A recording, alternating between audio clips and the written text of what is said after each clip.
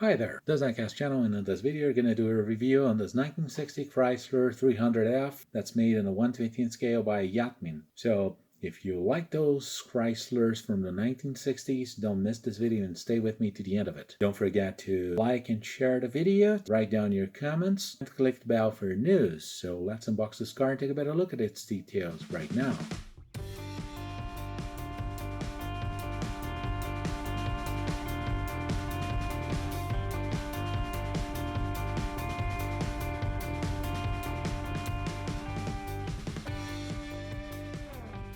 The 1960 Chrysler 300F, which was a very interesting and somewhat revolutionary car at its time. Many Chrysler cars back in the 1950s and 1960s used to have their style a little more revolutionary than its competitors, especially Ford and General Motors, although they were the same year. It had an automatic transmission with the push-button system on the left side of the dashboard and didn't have the park button in the transmission. Since brakes would lock the drive shaft. It had a sort of a mocked Continental kit in the deck lip. Car had very nice looking fins and very interesting lines, and some of these lines were revived in some Chrysler newer cars. We can recognize this grille in some Dodge pickups and the new Dodge Charger. It was a quite heavy car at its time. It used to weigh 4,270 pounds, that's almost 2 tons, and had a 413 V8 engine with 400 horsepower, so it was not only a heavy car but also a powerful car. This model car made by Yatming was a reproduction of a convertible model. This model car really looks nice. It's a basically intermediate model car and it has a pretty good quality. It has very nice paint job. Color is not only shiny, but it doesn't have any issues, any rashes, any problems at all. Car also has very nice door hinges and doors actually open like the ones in a real car. Hood has simpler hinges and the trunk lid unfortunately does not open like it happens to the other models. We're going to take a look at its details. 1950s and 60s Chryslers had this very aggressive front, and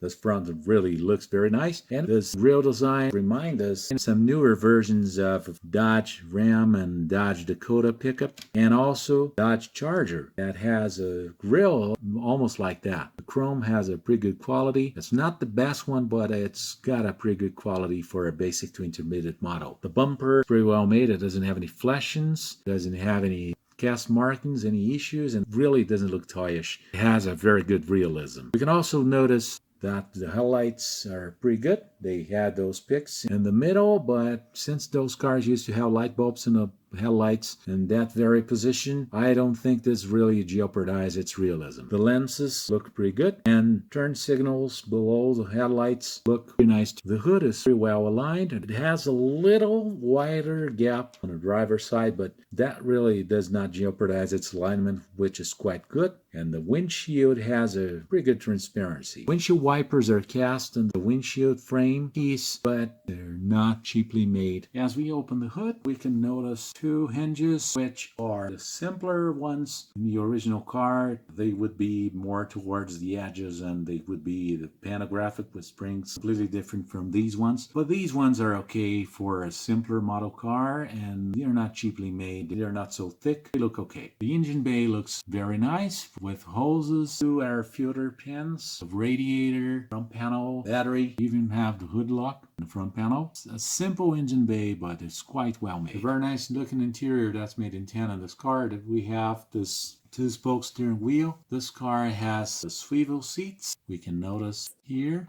this model car has this reproduction. An automatic transmission. These are the brake and the gas pedals. The pedals were very well made. Push button transmission and the floor mat for the driver. This is a plastic interior, and this plastic has a texture that mocks the carpet. And this car has 4 buckets, so it's a 2 plus 2 with a long central console similar to what was made for 1966 Dodge Charger. And we have the 2 armrests for the front and rear passengers. Door hinges are also very realistic, and the door opening is just like the one in a real car. On the passenger side, one more look at the interior with a black carpet, a huge central console with the armrests, and a Chrysler logo and glove compartment lit which is fixed in this car. Nicely made windshield with a very good transparency, sun visors, which are fixed, and a very nice looking interior with all buttons, knobs, radio, push button transmission on the left side, and a very nice looking steering wheel.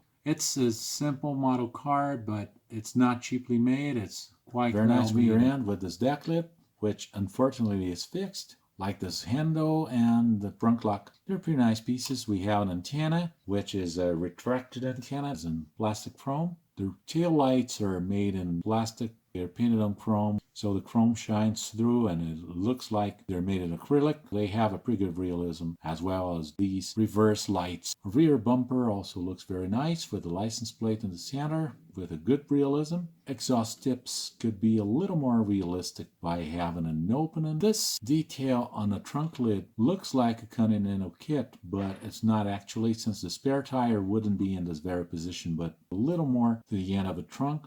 Since in this position it would be taking a big part of a trunk, so the trunk would not be very functional for such a big car, even though it's a 2+2. The car looks very nice, and the detail in this model car pretty well made. The base of this car, which is very well made. This car is a uni body, so we can notice the subframe in the front, the floor of the car that's pretty well made, and the rear structure with the rear suspension, the differential, which are separate parts. They are all fixed suspensions, both in front and in the rear, but the front wheels steer. The drive shaft is fixed. The mufflers are separate parts and they're painted metal color, such as aluminum. The engine has the oil pan and the transmission as well. They are cast in plastic, since we have two cast parts, which are this base with the engine tranny and radiator, and the upper part, which is engine bay with the engine and its components. Still a pretty good model car. Wheels and tires also look very good. We have a gas tank and the muffler tips that could have a little work, so they could look a little bit more realistic. Here in this Cars from 1960s book, we have some more information on the Chrysler. Page 32, we find a picture of a Chrysler, a convertible one, just like that one I've shown as a model car. And we see some similarities in the engine bay with those two 4-barrel carburetors, the alternator, and all details in the engine bay, which are pretty well reproduced in the engine bay of that car. Even the front panel with the radiator, page 33, as we can notice in this picture, steering wheel with a chrome trim, and the doors with the trim, the 4 buckets with the huge console and the armrests in the center, just like we find a model car with the logo right between the rear buckets. Front rubber mats were also very well reproduced. They have this aluminum pattern. These were not painted in the model car, although we have this exact pattern as we find here on the black carpet. This detail could be reproduced in the model car. We also have these louvers on the hood, but they're not open in the model car. They're just open in the real one.